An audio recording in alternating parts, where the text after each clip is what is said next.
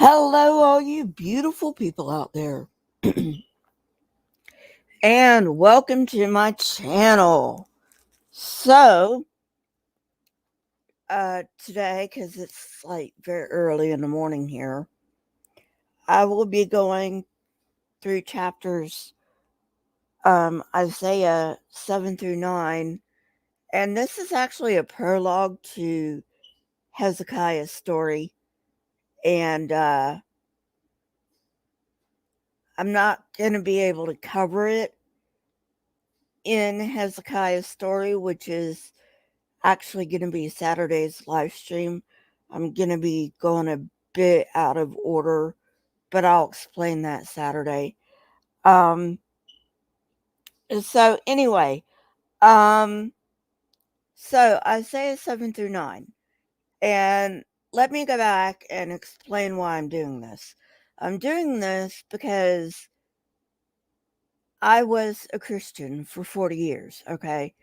I was born into the religion. I was raised in the religion, and I stayed in the religion until about 2 or 3, maybe even 4 years ago. I'm not really sure anymore. It doesn't really matter to me because I got out of it. Um, I can't really tell you when my deconversion started, but at any rate, let's go on. Um, but suffice it to say, they lied to us. And by they, I mean the church. And I don't mean it's this big old conspiracy. It probably started out as a big old conspiracy. But for the most part, for the most part, I do think that most preachers are honest, unless they've been in the game very long. And if they have been in the game very long, you already know what I think. So I'm not going to go into that. So let's just dig into um, Isaiah uh, 7 through 9. And remember, context is very important. And Christians will read Isaiah 7 9, but they won't really read Isaiah 7 through 9, at least not altogether. So I'm going to do that now. Isaiah 7. When okay, Ahaz was the father of Hezekiah. Very important to understand. And Ahaz was a very wicked king. All right. When Ahaz, son of Jotham, the son of Uzziah, was king of Judah, King Rezin of Aram. Aram is also called Damascus. Um, that's its biblical name. And Pekah, son of Remaliah, king of Israel, marched up to fight against Jerusalem, but they could not overpower it. Now the house of David was told, Aram has allied itself with Ephraim. So the hearts of Ahaz and his people were shaken, as the trees of the forest are shaken by the wind. Then the Lord said to Isaiah, Go out, you and your son Shear-Jashub, to meet Ahaz at the end of the aqueduct of the upper pool on the road to the launderer's field. Say to him, Be careful, keep calm, and don't be afraid. Do not lose heart because of these 2 smoldering stubs of firewood, because of the fierce anger of Rezin and Aram, and of the son of Remaliah. Aram, Ephraim, and Remaliah's son have plotted your ruin, saying, Let us invade Judah. Let us tear it apart and divide it among ourselves, and make the son of Tabeel king over it. Yet this is what the sovereign Lord says. It will not take place, it will not happen, for Aram is the head of Damascus, and the head of Damascus is only Rezin. Within 65 years, Ephraim will be shattered to be a people. And the head of Ephraim is Samaria, and the head of Samaria is only Remaliah's son. If you do not stand firm in your faith, you will not stand at all. Again, the Lord spoke to Ahaz through Isaiah. Remember, this is through Isaiah.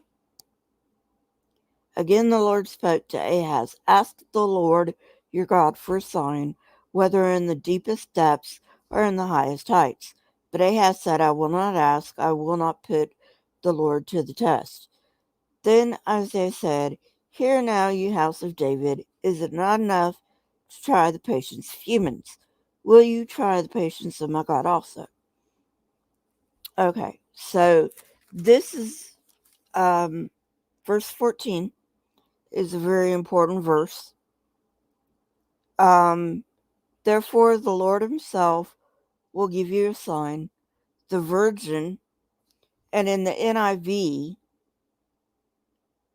if you look down at the footnotes, it'll say, or young woman.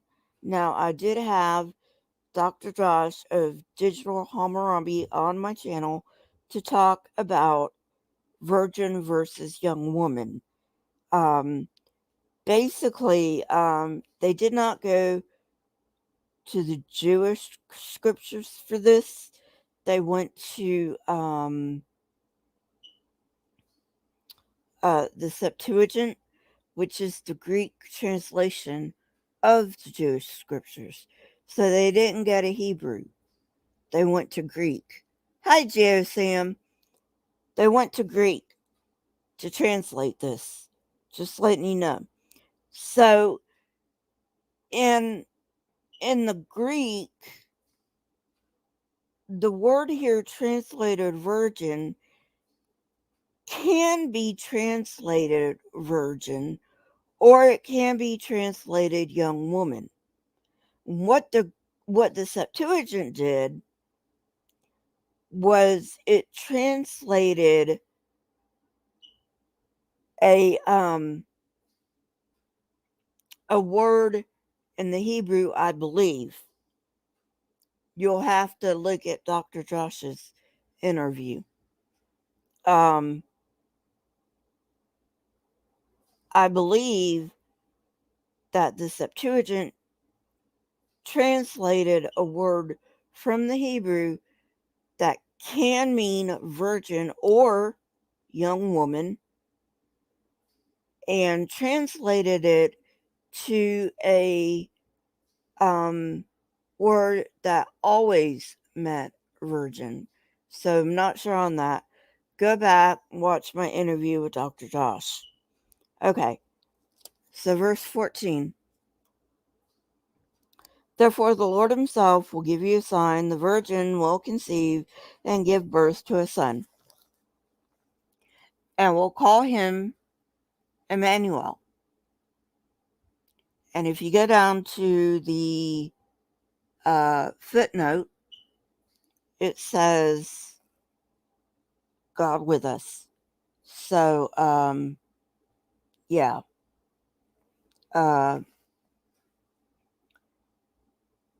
Verse 15.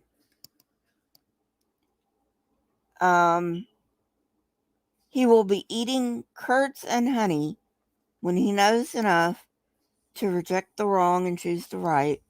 For before the boy knows enough to reject the wrong and choose the right, the land of the two kings you dread will be laid waste.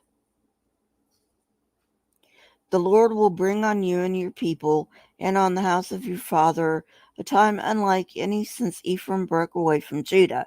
He will bring the king of Assyria. All right, now let's stop there.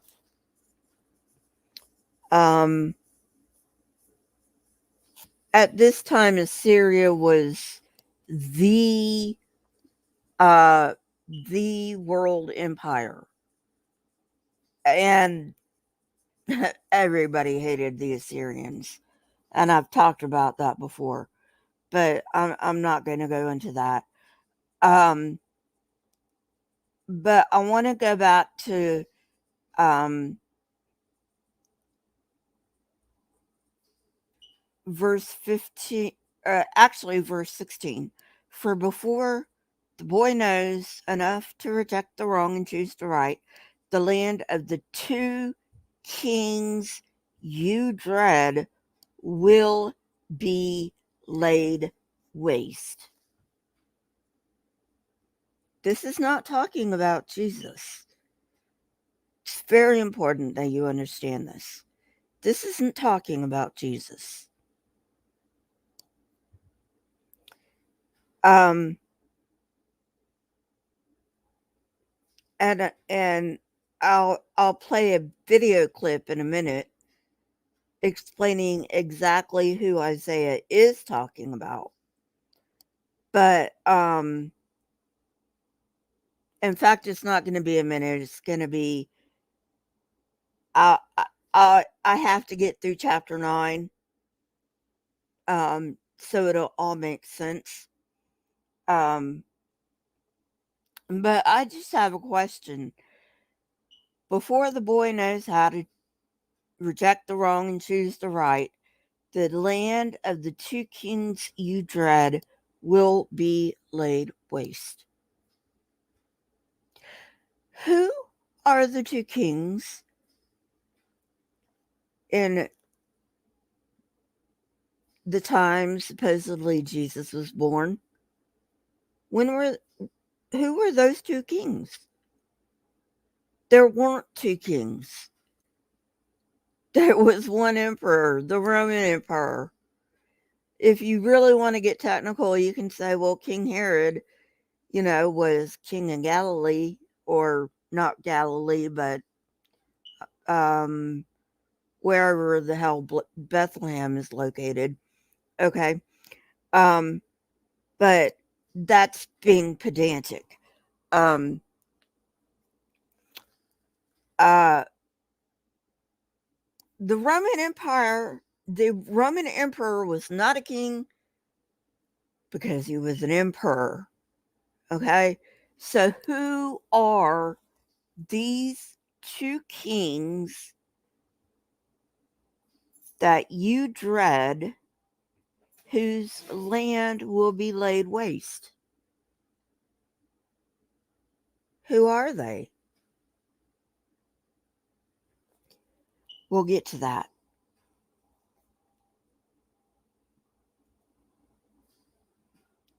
Verse 18. In that day the Lord will whistle for flies from the Nile, Delta in Egypt, and for bees in the land of Syria.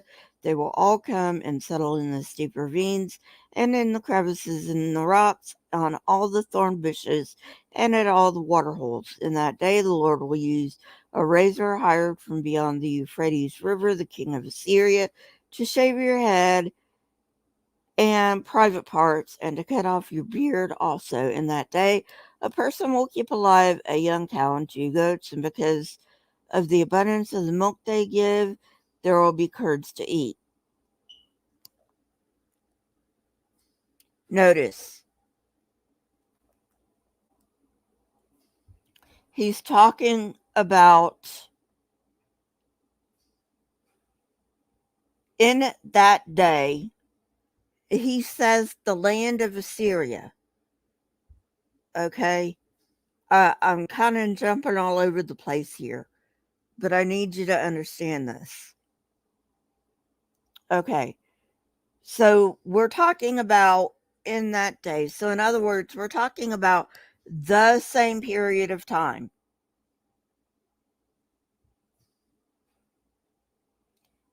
In that day, the Lord will whistle from the Nile Delta in Egypt, and for bees from the land of Syria. They will all come and settle steep ravines. Uh, And then in verse 20 it says, God's going to use Assyria to bring down Jerusalem, basically, is what he's saying. So let's go to verse 21. In that day, same period of time we're talking about, he didn't change periods of time. In that day, a person will keep alive a young cow and 2 goats, and because of the abundance of the milk they give, there will be curds to eat. All who remain in the land will eat curds and honey. Okay, so what did Isaiah say previously about curds and honey? Let's go back to verse 15. I know I'm probably confusing you, but this is very important. Verse 15, he will be eating curds and honey when he knows enough to reject the wrong and choose the right. For before the boy knows enough to reject the wrong and choose the right, the land of the 2 kings you dread will be laid waste. Okay. I know I'm jumping all over the place, and I'm sorry for that. It'll all make sense, I promise. Okay, so getting back to verse 23. In that day, same period of time, in every place where there were 1,000 vines worth 1,000 silver shekels, there will be only briars and thorns.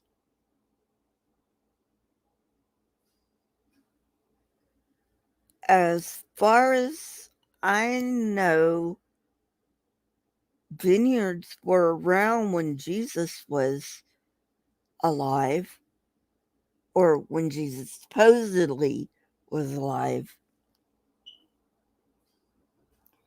Hunters will gather with bow and arrow, for the land will be covered with briars and thorns.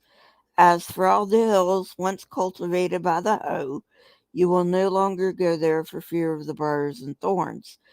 They will become places where cattle are turned loose and where sheep run.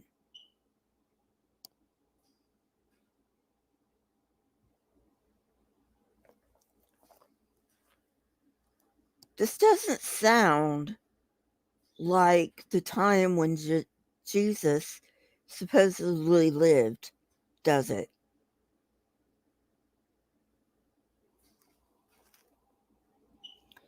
Chapter 8. And this is just about Isaiah and his children. The Lord said to me, take a large scroll and write on it with an ordinary pen, Maher Shalal Hashbaz. So I called in Uriah the priest and Zechariah son of Jebekiah as reliable witnesses for me. Then I made love to the prophetess, and she conceived and gave birth to a son. And the Lord said to me, name him Maher Shalal Hashbaz, for before the boy knows how to say my father or my mother, the wealth of Damascus and the plunder of Samaria will be carried off by the king of Assyria.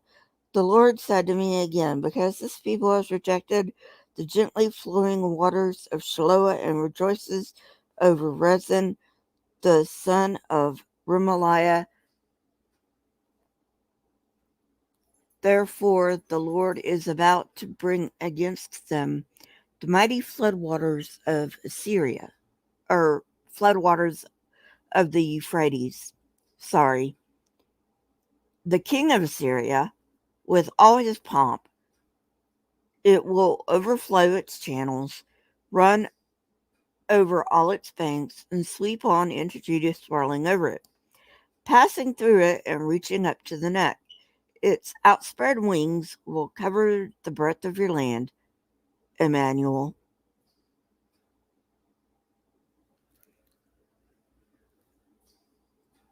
Now remember, he's talking about the king of Assyria. Where was Assyria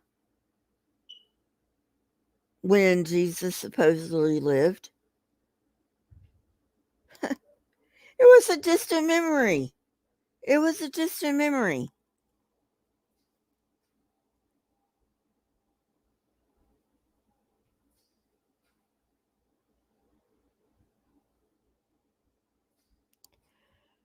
Verse 9, raise the war cry, you nations, and be shattered. Listen, all you distant lands.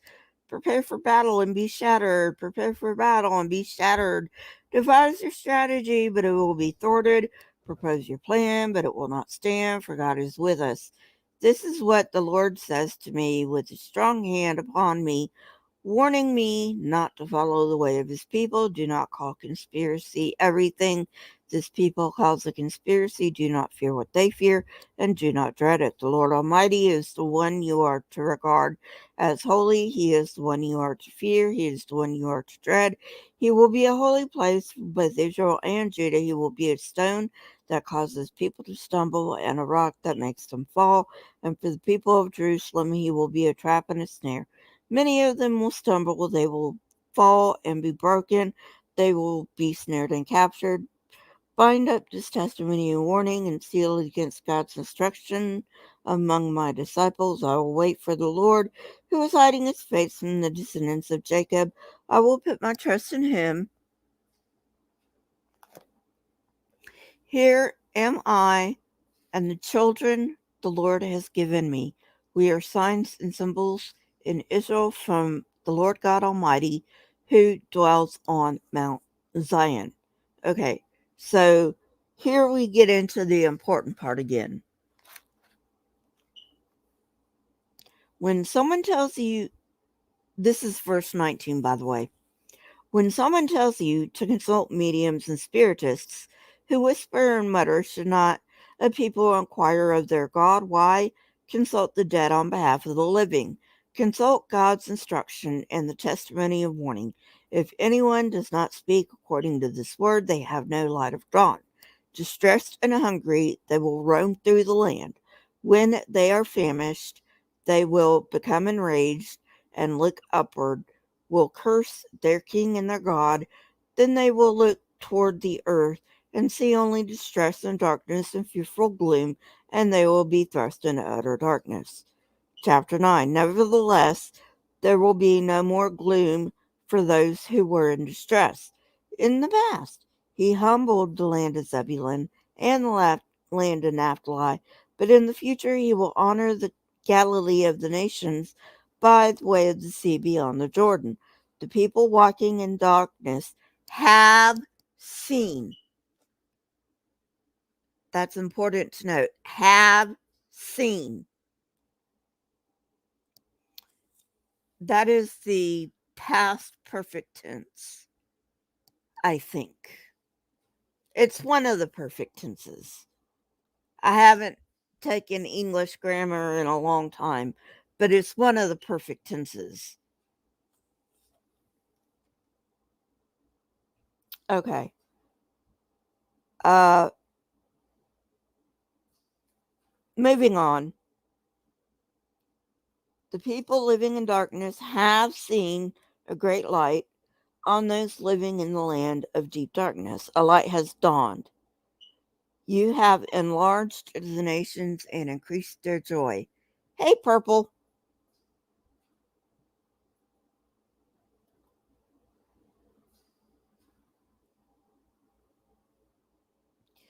Okay. So I know, Purple. I know.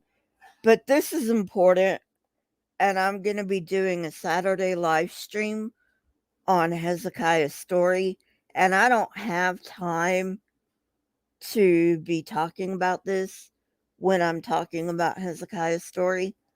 So I want to get it over with. And anyway, but I'm glad you joined me. Um so Okay. The people walking in darkness have seen a great light. That's a perfect tense. But if you go down just a couple of lines later, it will say a light has dawned, which is present tense.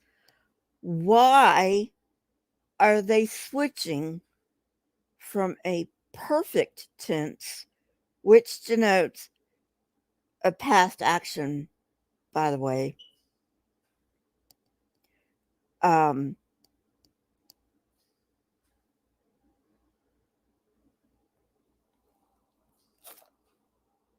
why would they be switching from a perfect tense to a present tense? Keep that in mind. I know there's a lot of things to keep in mind, but this is important. Verse 3, you have enlarged the nation and increased their joy. They rejoice before you as people rejoice at the harvest, as warriors rejoice when dividing the plunder, for as in the days of Midian's defeat, you have shattered the yoke that burdens them, the bar across their shoulders, the rod of their oppressor, every war's boot used in battle, and every garment rolled in blood will be destined for burning, will be fuel for the fire. For to us a child is born, to us a son is given, and the government will be on his shoulders. And he will be called Wonderful Counselor, Mighty God, Everlasting Father, Prince of Peace. And I want to stop right there. I want to stop right there. Because, yeah, context is important, but that's the major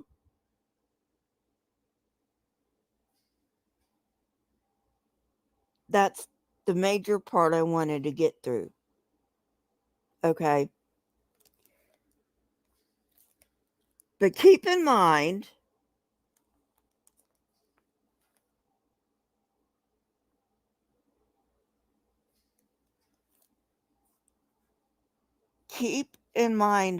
please, that this is still talking about Assyria. And if you don't believe me,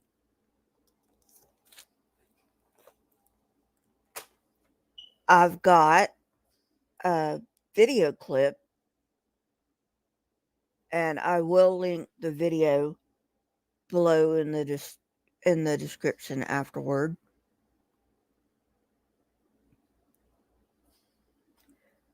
But I do want to get this video clip in.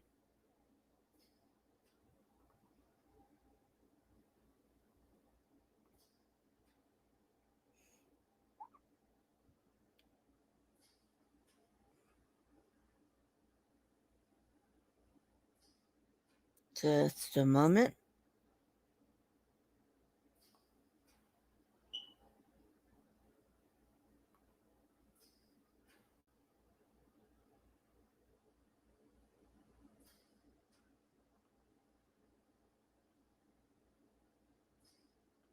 Okay.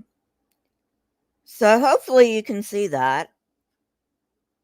And it is big enough for you to read, because this is very important.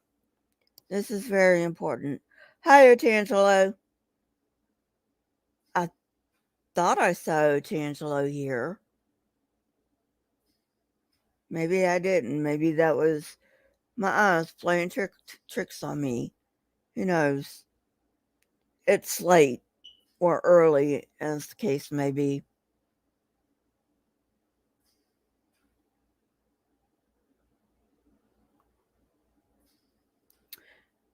Okay, so let's give this a listen. And this is from Rabbi Tobias Singer.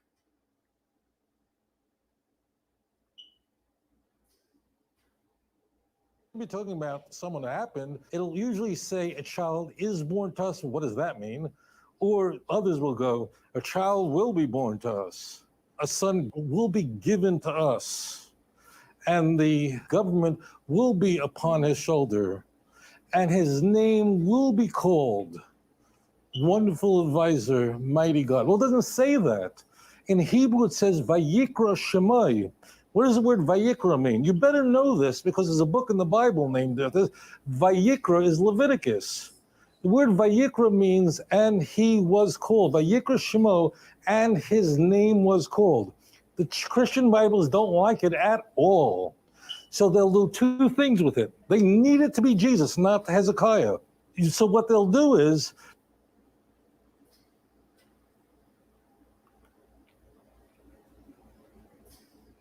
Okay, I didn't know whether you could or not. Hey, Doc. So, thank you, Purple. I wasn't sure whether you could or not. I'll get back to him in a minute. Um, but what he says is very important. Note, in the Jewish scriptures, it says was. It says was. They've been lying. When I say they, I mean the church. I don't care which church you belong to, any Christian church. They've been lying to us for a very, very, very long time, and it needs to stop.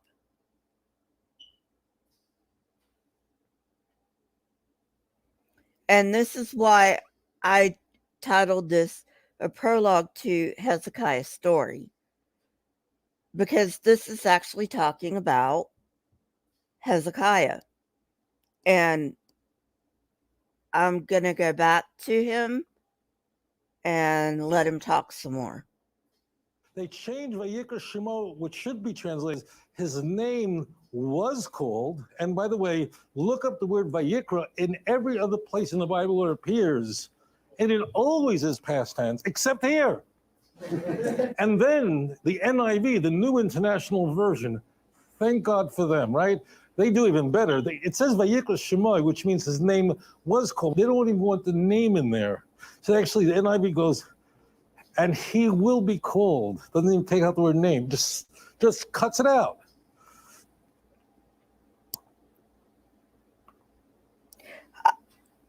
I thought this was kind of funny because, can you guys still hear me?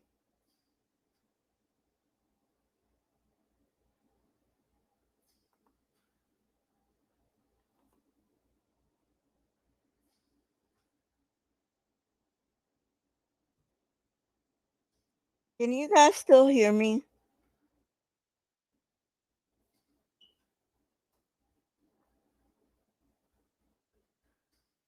Okay. Thanks, Gio. All right. I'm going back and forth with this, so it's hard for me to tell. But thank you very much. All right. So all right. So anyway, um I think this is kind of funny cuz I used the NIV, but it doesn't really matter what version of the Bible you're using because it's all just, a bunch of bullshit. I mean, even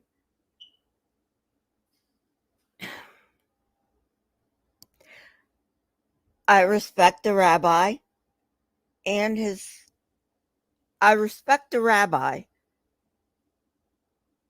in that he's telling us things we need to know.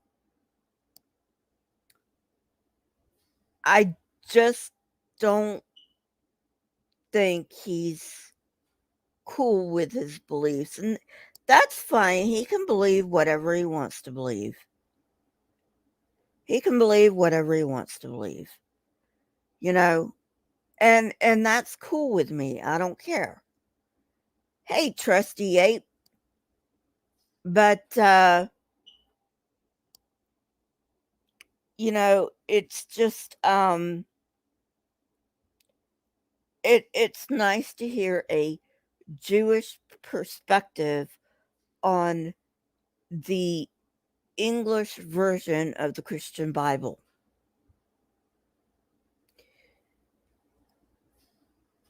Okay, so let's move on with the rabbi. And then the great advisor, because he is the one that inspired the nation to turn back to God. He is called, his name has been called the mighty God. Now you're going, wait, hold on right there. I mean, that sounded great until you got to that mighty God part. How could a man, how could a human being, I don't care how great he is, how could it be called the mighty God? Well, I have news for you, and it's good news, but the real good news, not the fake good news. And the good news is there's only one person in the entire Tanakh whose name is the mighty God. And who is that? Hezekiah. What is Hezekiah really? What is his name? Chizkiyahu. Let's break down the name Chizkiyahu. What does Chazak mean? Strong, mighty. Chizkiyahu means the mighty God. Oh, hello. All right, so the text really is saying his name has been called the mighty God.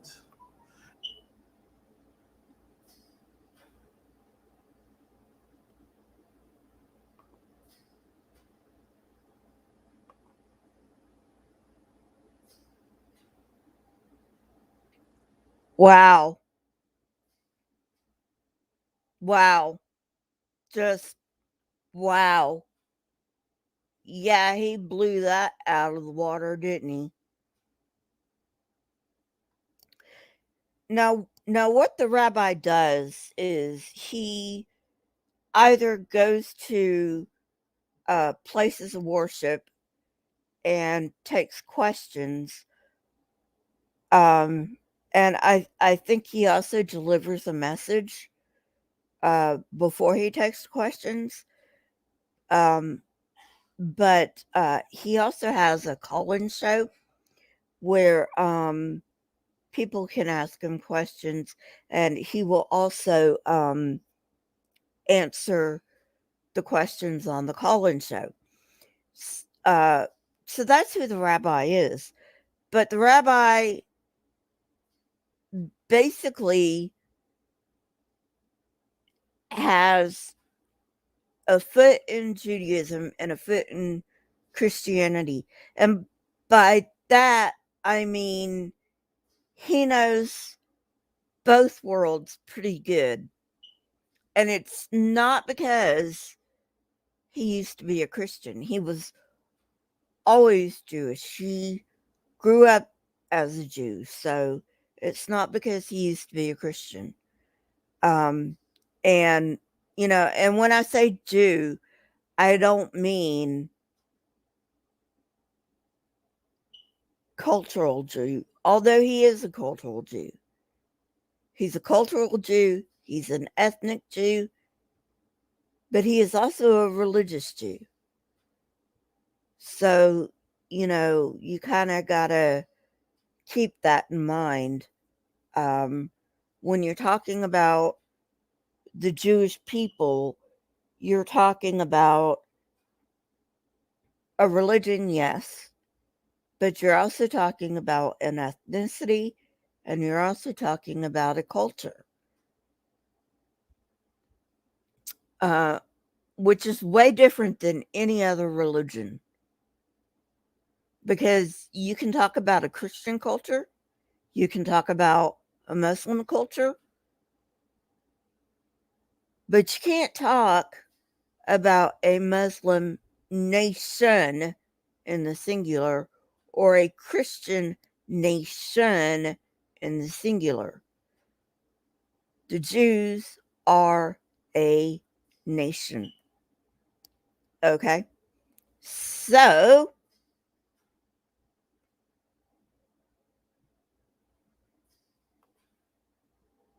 Tell me about it, Purple.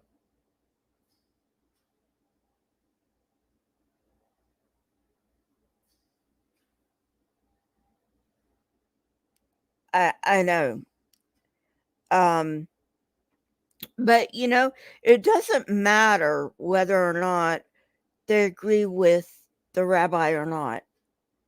What matters is you are never going to go to a Christian church and hear the pastor say, "Hey, you know what?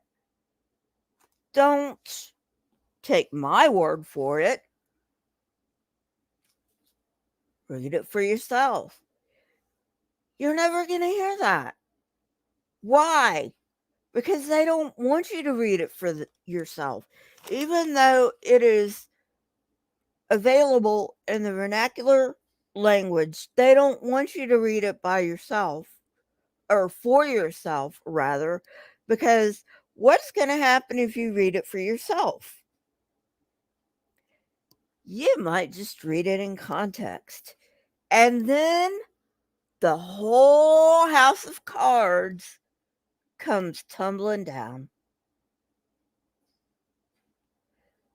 The whole house of cards comes tumbling down if you read this stuff in context. It just does. I don't know what else to tell you. Christians, I don't know how old you are.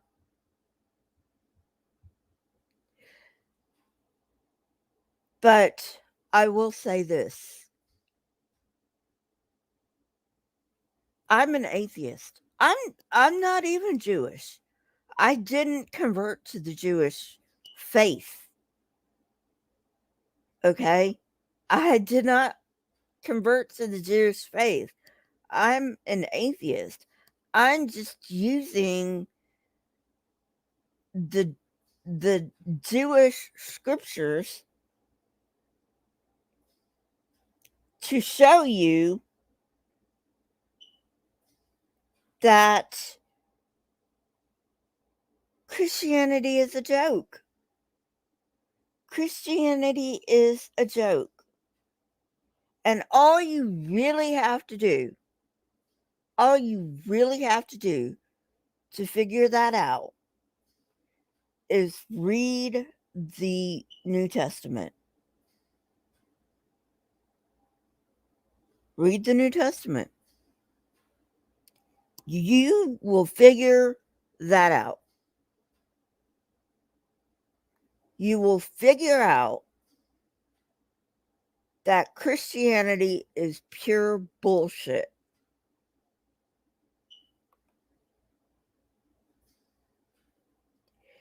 And if you're still a Christian, get out of this religion. Don't waste any more time with it. Don't waste any more time with it.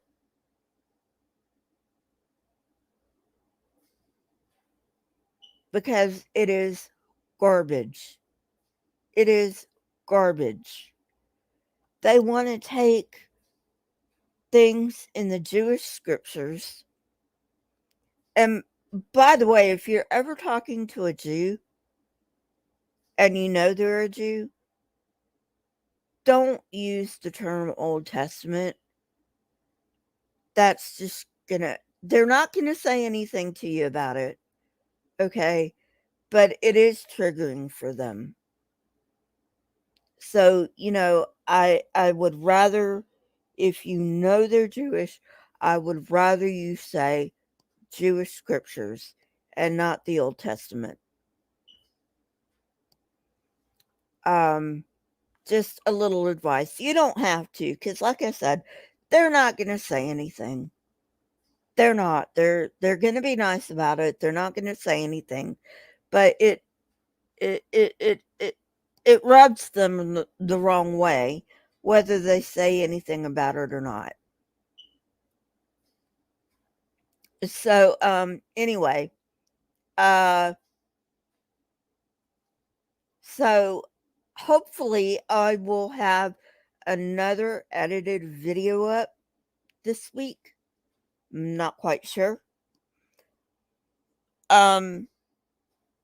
Saturday live stream will be out of a chronological Bible and not the NIV that I'm working in.